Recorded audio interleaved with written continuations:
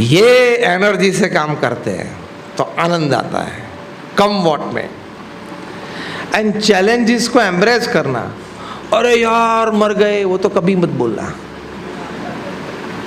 वैसे दिन में 4-5 बार तो बोलते हैं, हाथ में से चाय का कप छूट जाता मर गया, इसमें नहीं मरते हैं, सिर्फ कप टूटता है, सिर्फ कप टूटता है, मरते नहीं है। लेकिन सबकॉन्शियस माइंड में ये बात बैठ गई है, कुछ और मर गए, अरे भाई साहब नहीं मरे हो, जीते हो, देखो बैठे हो, खड़े हो, देखो।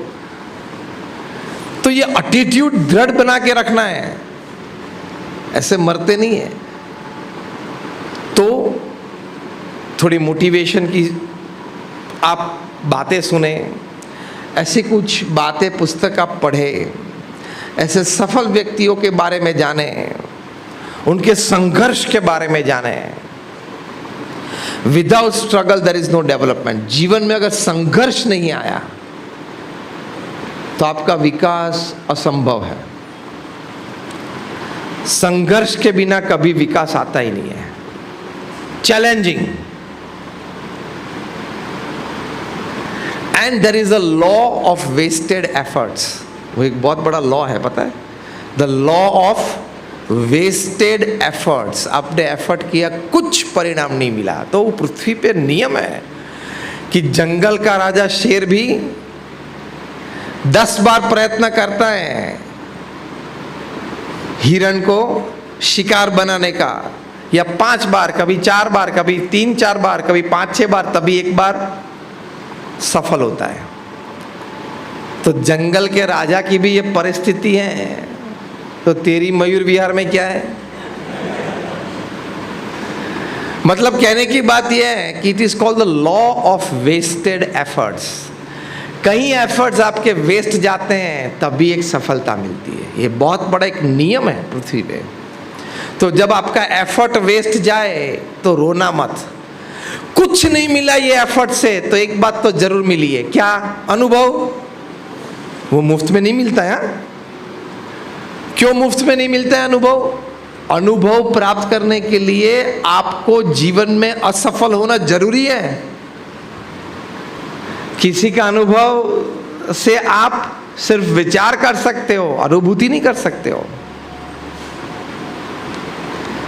जीवन में अनुभव प्राप्त करने के लिए बहुत बड़े दाम चुकाने पड़ते हैं, और वो बड़े दाम क्या है? निष्फलता। निष्फलता।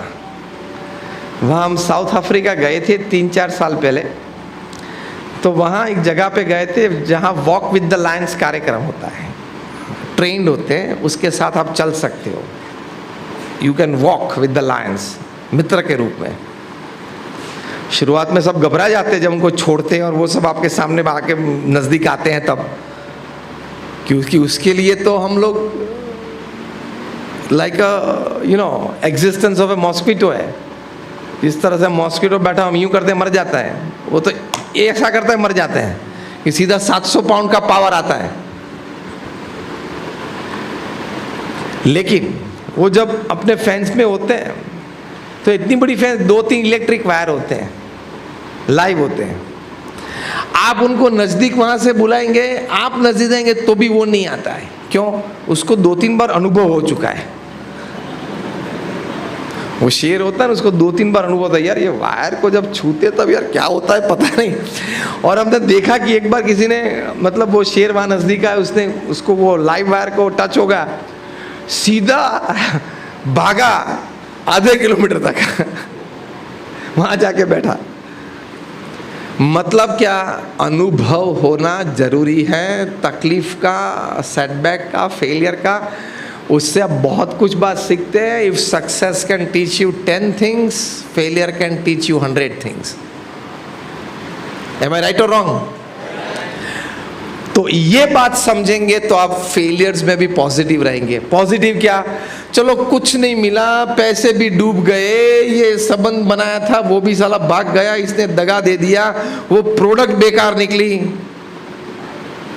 लेकिन मिला क्या?